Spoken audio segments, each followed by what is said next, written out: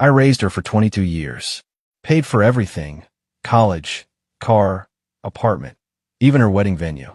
Then she looked me in the eye and said her wedding was yesterday, just for special people. A week later, she called screaming about unpaid rent. I replied, "Didn't I tell you? My name is Lloyd Bannister.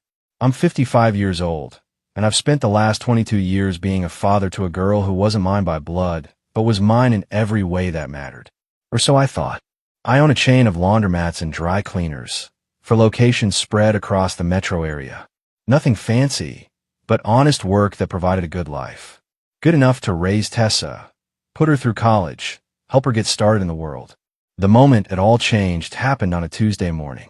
I'd stopped by her apartment to drop off some things she'd left at my place during her last visit. Wedding planning materials.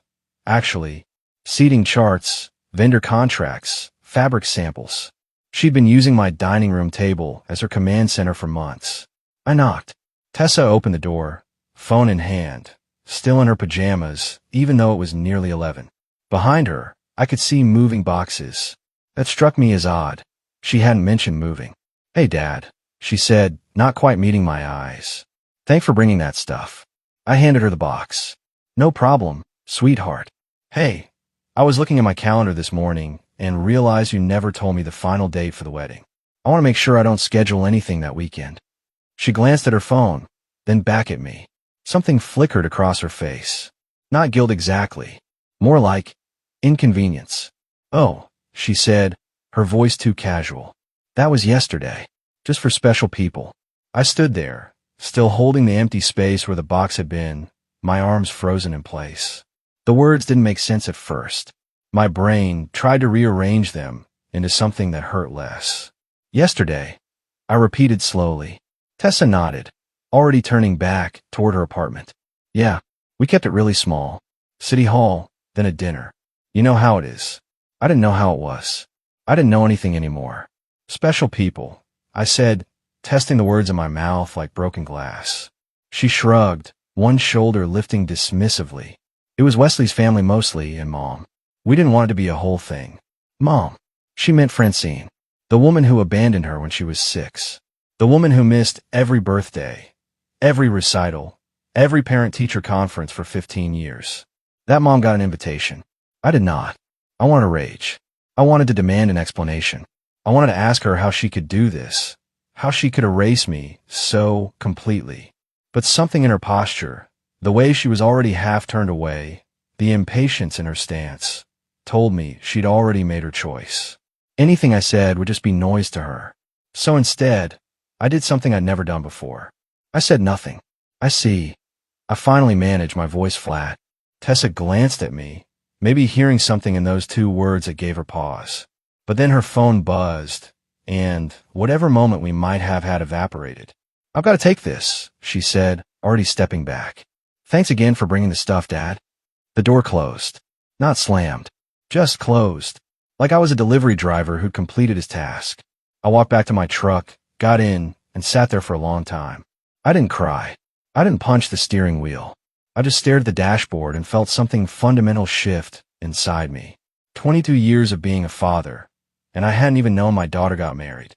That evening, I sat at my desk at home and opened my laptop. I pulled up the folder where I kept all of Tessa's financial records. Rent payments, tuition installments, insurance premiums, car payments, the wedding venue deposit I'd paid last month, $3,000 for a wedding I wasn't invited to attend. I stared at the numbers for a long time. Then I opened a new document and titled it Account Closure Plan. If I wasn't special enough to witness her wedding, then maybe I wasn't special enough to keep funding her life. It was time to find out what special really meant to Tessa, and time for her to learn what it felt like to stand on her own 2 feet. The next morning, I didn't call Tessa, didn't text. For the first time in 22 years, I let silence fill the space between us. She didn't notice. Or maybe she did and just didn't care. Either way, my phone stayed quiet. I went to work like normal. Checked on my 4 laundromat locations, reviewed the books, handled vendor calls. But between tasks, I kept pulling up that spreadsheet. The numbers were staggering when you saw them all together. Rent on her downtown apartment, $1,400 a month. I've been paying it for 3 years. Her car payment, $350 monthly. Title in my name. Insurance too. Health insurance through my business plan. $200 a month. Student loans. I paid off the entire balance last year. $32,000. Thought I was helping her start life debt-free. Then there were the smaller things. Phone bill. Streaming services. That premium design software subscription she needed for work. $50 a month. Her gym membership. Even her damn grocery delivery service. I'd set everything to auto-pay years ago. Back when it felt good to support her. Back when I thought I was building something. A relationship. A bond. Turns out I was just funding someone's life while they built their future around people who mattered more. My business partner, Kenneth, noticed I was distracted. We were in the back office of the main location, going over quarterly projections. "You all right, Lloyd?" Kenneth asked, setting down his coffee. "You've been staring at that screen for 10 minutes. I looked up. Kenneth was a good man. Been working with me for 15 years. Knew about Tessa. Had watched her grow up. Tessa got married, I said flatly. His face lit up. "Hey, congratulations. When's the reception?" "I'll make sure to." "Yesterday. Or the day before." "I wasn't there. Wasn't invited." Kenneth's smile died. "What?" "She told me it was just for special people." He stared at me, processing. "Lloyd, you raised that girl. You're the only father she's ever known. Apparently not special enough." I turned the laptop toward him. "I've been paying for everything in her life. Everything. And I just found out she values me, somewhere below a mother who abandoned her 20 years ago." Kenneth looked at the spreadsheet, his jaw tightening. "What are you going to do?" "I'm going to stop." I pulled the laptop back. "All of it. Today." "Today." He raised his eyebrows. That's a big move, Lloyd." "She made her move first," I said calmly. "I'm just responding to the reality she's created. If I'm not family enough for her wedding, I'm not family enough to subsidize her lifestyle." Kenneth nodded slowly. "Can't say I blame you. But be ready. When the money stops, she'll notice real quick." "I'm counting on it," I said. That afternoon, I started the process. First, I called my insurance broker and removed Tessa from my business health plan. Effective immediately. Then I logged into my bank and canceled the automatic rent payment scheduled for next week. Stopped the car payment authorization. Pulled her off the phone plan. One by one, I severed every financial thread that connected us. My finger hovered over the final button, the one that would close her access to the joint credit card I'd given her for emergencies. She had maybe $1,500 charged on it right now. I clicked it. Done. I sat back, feeling nothing. No satisfaction, no anger. Just a cold, mechanical certainty that I was doing the right thing. Tessa wanted to define who was special. Fine. Now she'd learn what happened when you weren't. Sunday morning, 1 week after the wedding I wasn't invited to attend, Tessa and Wesley threw a celebration brunch. I knew about it because Wesley's aunt, Pearl Hooper, accidentally tagged me in a photo on Facebook before quickly untagging it. But the damage was done. I'd seen enough. The restaurant was called Harvest Moon, one of those trendy farm-to-table places downtown with exposed brick and overpriced mimosas. In the photo, Tessa sat at the head of a long table, Wesley beside her, both of them glowing. Around them, maybe 20 people. Wesley's family. Some friends I didn't recognize. And there, 3 seats down, Francine. My ex-wife looked different. Hair styled, nails done, wearing what looked like an expensive dress. Playing the role of mother of the bride. The mother who'd walked out when Tessa was 6 because motherhood wasn't her calling. Those were her exact words in the divorce papers. I zoomed in on another photo someone had posted. Wesley was standing, glass raised, mid-toast. The caption read, "To family who always believed in us." Always believed. I believed in Tessa when she wanted to quit college sophomore year. Believed in her when she switched majors 3 times. Believed in her when she took that low-paying marketing job instead of the corporate position I'd helped her get an interview for. And Francine, she'd sent a birthday card. Maybe. Once every few years. But she got invited to the brunch. She got to sit at that table, bask in the celebration, pretend she'd been there all along. I set my phone down and walked to my home office. Pulled out the metal lockbox from the closet where I kept important documents. Inside were 22 years of memories. Report cards. Recital programs. The adoption papers. Photos of Tessa at every age, usually with me, teaching her to ride a bike, at her high school graduation, moving into her first apartment. There was one photo near the bottom. Tessa at 8, gap-toothed smile, holding a construction paper card she'd made. Best dad in the world, written in crayon with hearts all around it. I stared at it for a long time. Then I put everything back in the box and closed it, filed it away like evidence in a case that was already decided. My phone buzzed. A text from Kenneth. Saw the brunch photos. You holding up okay?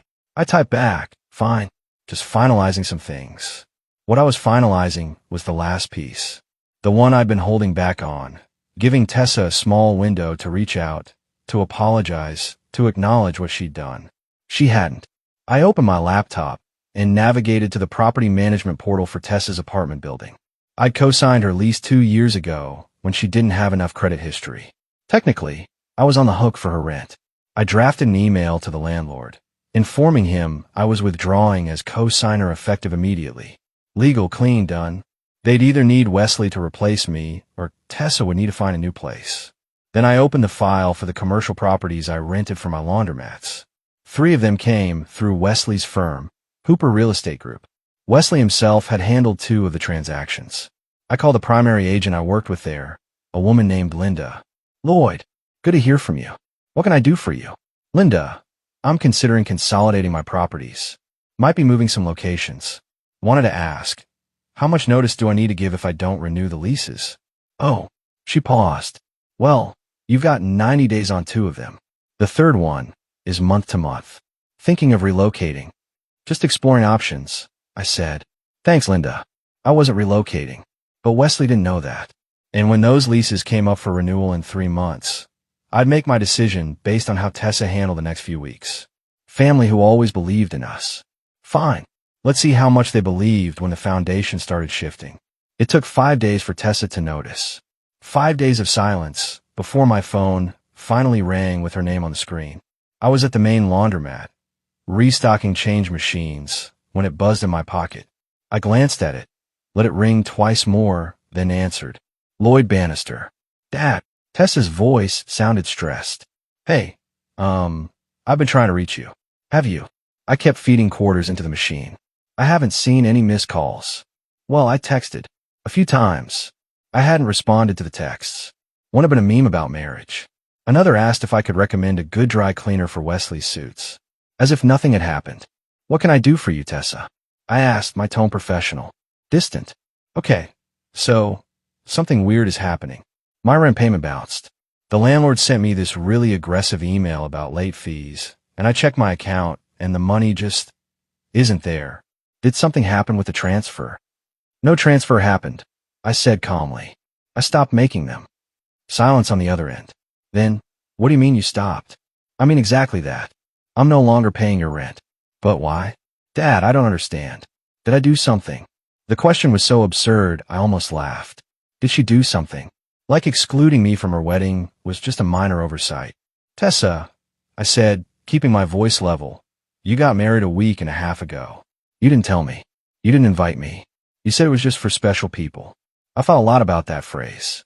And I've decided that if I'm not special enough to be part of your life's important moments, then I'm not special enough to fund them either. Oh my God. Her voice shifted, defensive now. Are you serious?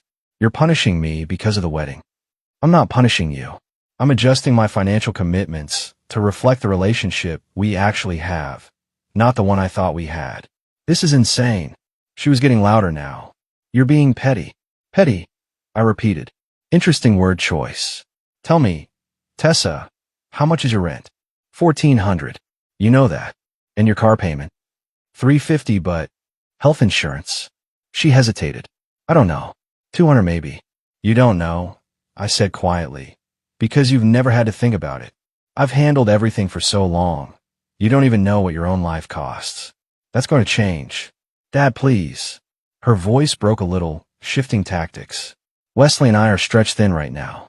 The wedding cost more than we planned, and he's waiting on a big commission that won't come through for another month. We can't afford rent and everything else right now. That's unfortunate. You'll need to figure it out. Can you just cover it this once? I'll pay you back. That phrase. I'll pay you back. She'd said it 100 times over the years. Never followed through once. No, Tessa. I can't. Can't or won't. Both. I closed the change machine and locked it. You made your choice about whose family.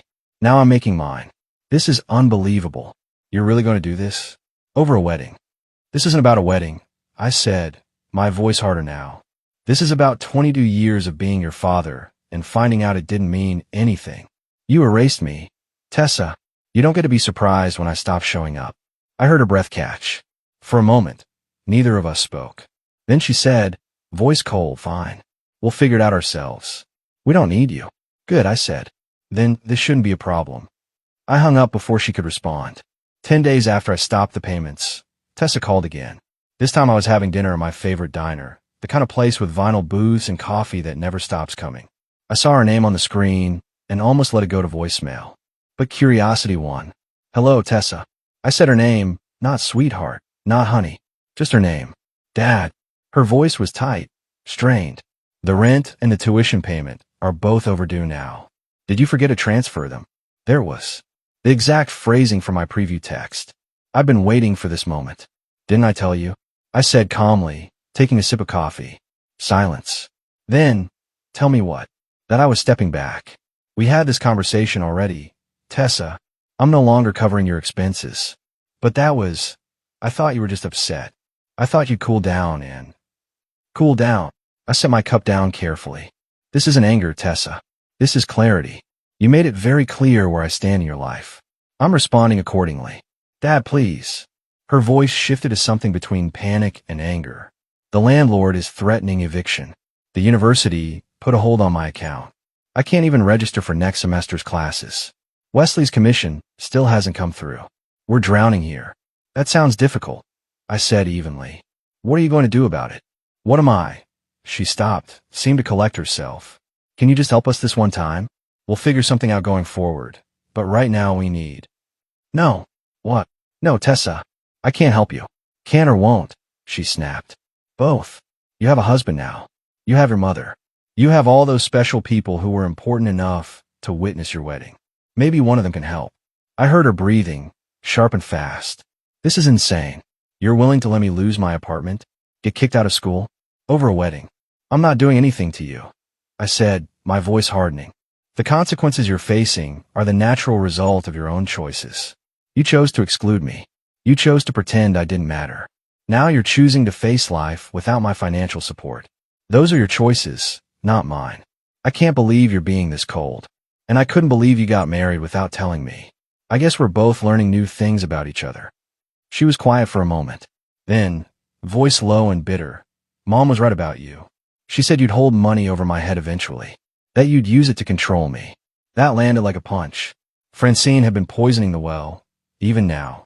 Your mother, I said slowly, hasn't contributed a single dollar to your life in 18 years. She has no idea what I've done for you or why. And if you believe her version of events over 2 decades of me actually being there, then we have nothing left to discuss.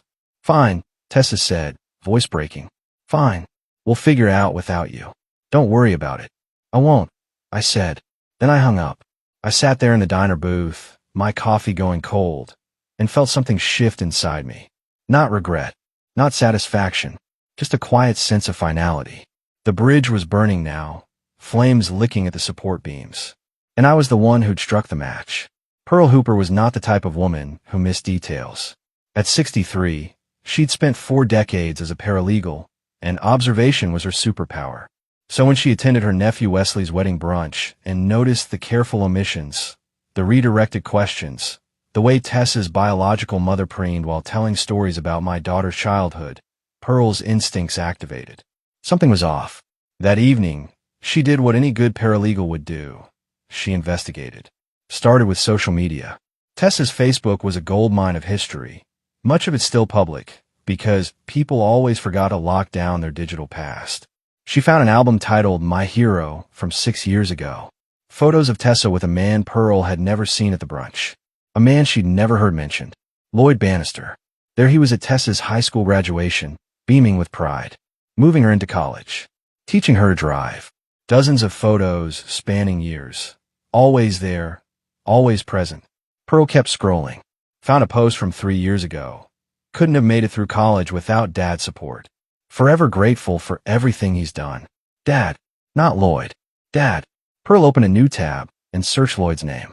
Found his business, Bannister Laundry Services. For locations. Solid reputation.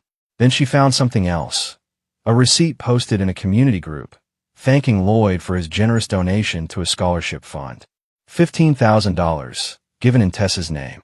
She sat back in her chair, pieces clicking into place. This man had raised Tessa, paid for her education, supported her for years, and he hadn't been at the wedding, hadn't been at the brunch, hadn't been mentioned once. Pearl picked up her phone and called her brother, Wesley's father. Gerald, Pearl said when he answered. This is your sister. I need to ask you something about Wesley's wedding. Who exactly paid for it? Gerald paused. Well, Wesley and Tessa covered most of it. I think Tessa's mother helped with some costs. What? Did Lloyd Bannister contribute anything? Lloyd who? Exactly, Pearl said grimly. Gerald, I just spent an hour going through Tessa's social media. Lloyd Bannister raised that girl. He's her adoptive father. Paid for her college, her car, her life. And he wasn't invited to the wedding. That can't be right. Wesley said Tessa's father wasn't in the picture. He said wrong. Or Tessa lied to him. Either way, there's a man who gave 2 decades of his life to that girl, and she erased him completely. Wesley needs to know what kind of person he married. Gerald was quiet for a moment. You're sure about this? I'm looking at the evidence right now. Photos, posts, thank you messages. It's all here, Gerald. That girl cut out the man who raised her and replaced him with a woman who abandoned her as a child. And nobody at that brunch had any idea. What do you want me to do? Tell Wesley the truth, Pearl said firmly, before he gets in any deeper. Because if Tessa can do this to the man who raised her, what's she capable of doing to your son? Wesley Hooper sat across from his father and Aunt Pearl in his parents' living room, a manila folder open on the coffee table between them. Inside were printouts, screenshots, photos, posts spanning years, all featuring Lloyd Bannister and Tessa. This doesn't make sense, Wesley said, flipping through another page. Tessa told me her father left when she was young, that her mom raised her mostly alone. Pearl leaned forward, her voice firm. Wesley, your wife lied to you. Lloyd Bannister adopted Tessa when she was 2 years old. He raised her, paid for everything, her education, her car, her apartment. He even paid the deposit for your wedding venue. $3,000. Wesley's face went pale. The venue deposit? But Tessa said her mother covered that. Francine hasn't contributed a dime to Tessa's life in nearly 20 years, Pearl said, pulling out another printout. Look at this. A post from Tessa 3 years ago thanking Lloyd for paying off her student loans. $32,000. Wesley. That's who you excluded from your wedding. Wesley stood up abruptly, pacing. She said it was just going to be intimate. City Hall. Just immediate family. And Lloyd wasn't immediate family. Pearl's voice was sharp. The man who raised her wasn't immediate family, but a woman who abandoned her as a child was. Gerald, Wesley's father, spoke up quietly. Son, you need to understand what this means. If Tessa can rewrite history this completely, if she can erase the person who gave her everything, what else is she capable of lying about? Wesley stopped pacing, running his hands through his hair. I need to talk to her. Before you do, Pearl said, standing and gathering the papers, you should know something else. Lloyd owns multiple properties through his business. 3 of them are locations you're currently managing at your firm. Your biggest accounts, Wesley.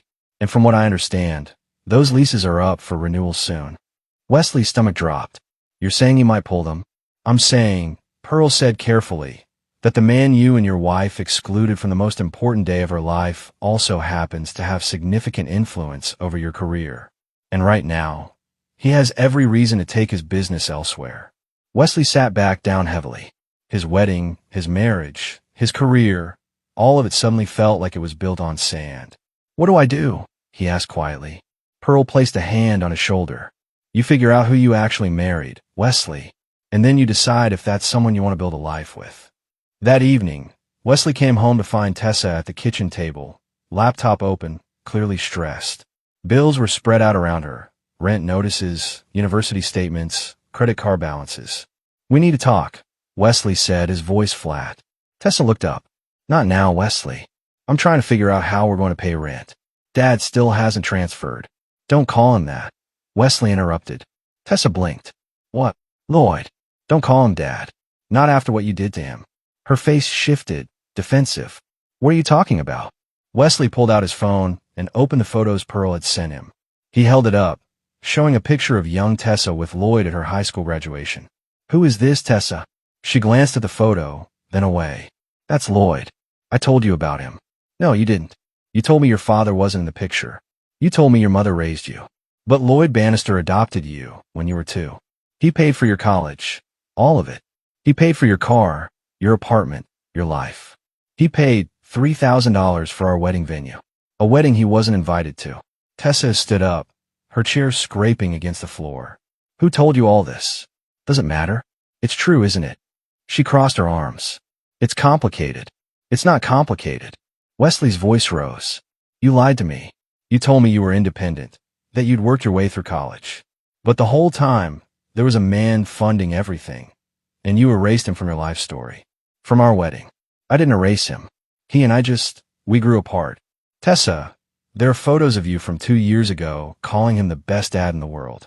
That's not growing apart. That's deliberate."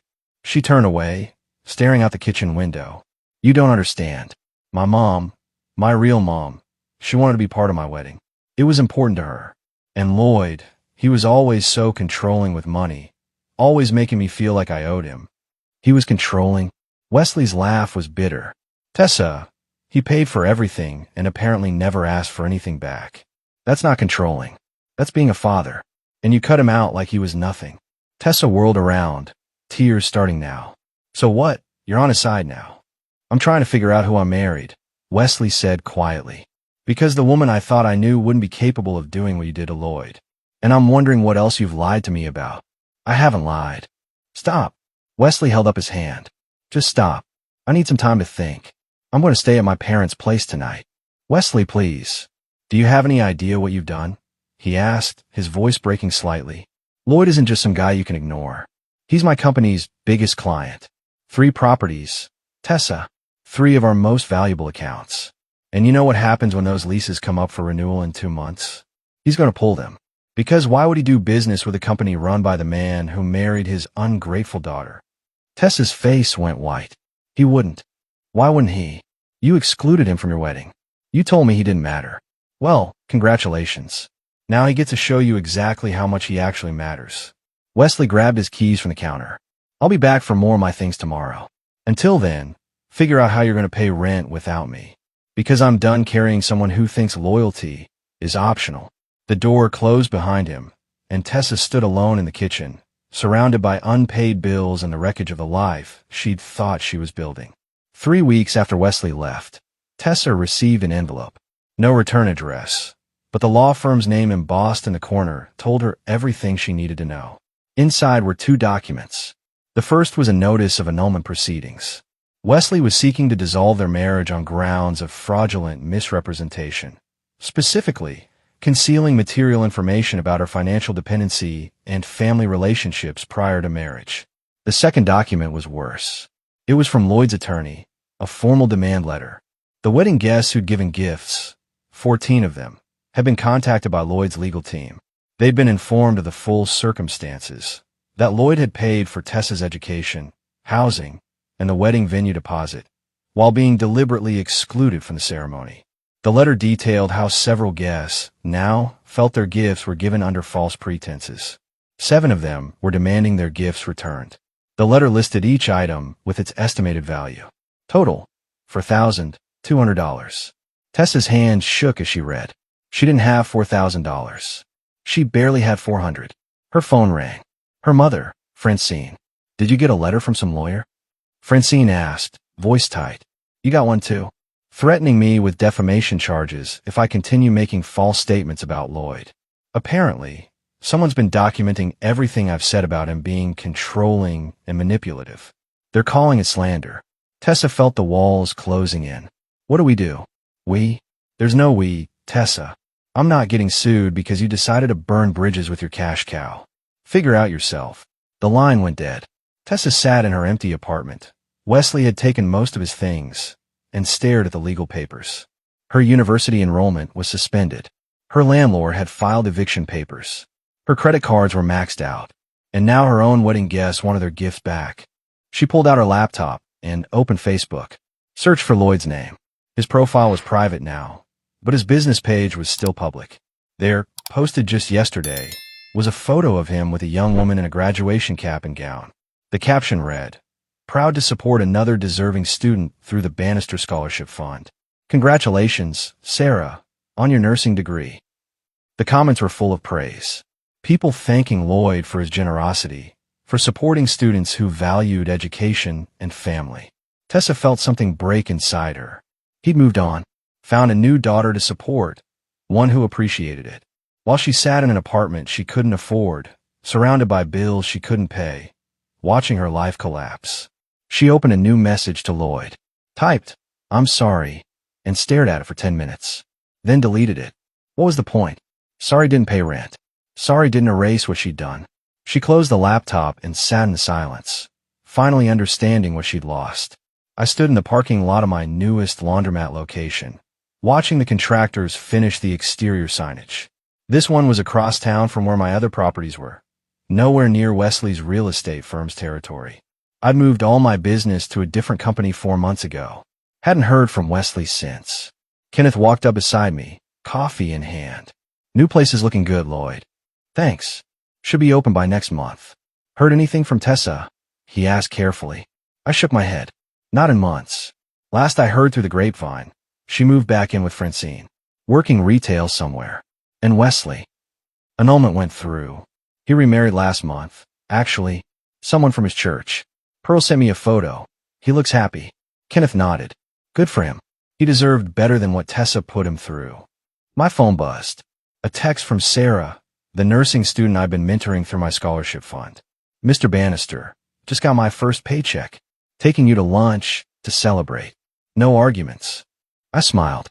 Sarah reminded me of what I thought Tessa was: grateful, hardworking, genuine. Over the past 8 months, I gotten to know her and several other scholarship recipients. None of them were replacements for Tessa, but they gave me something I'd been missing: purpose without pain. "You did the right thing," Kenneth said, reading my expression. "Walking away when you did. Doesn't always feel right," I admitted, "but it was necessary." We walked back to the car. As I drove home, I passed the street where Tessa used to live. Kept driving. Didn't even glance down it. That evening, I opened my home office and looked at the lockbox I filed away months ago. The one with all of Tessa's photos and memories. I thought about throwing it away 100 times. Never could quite do it.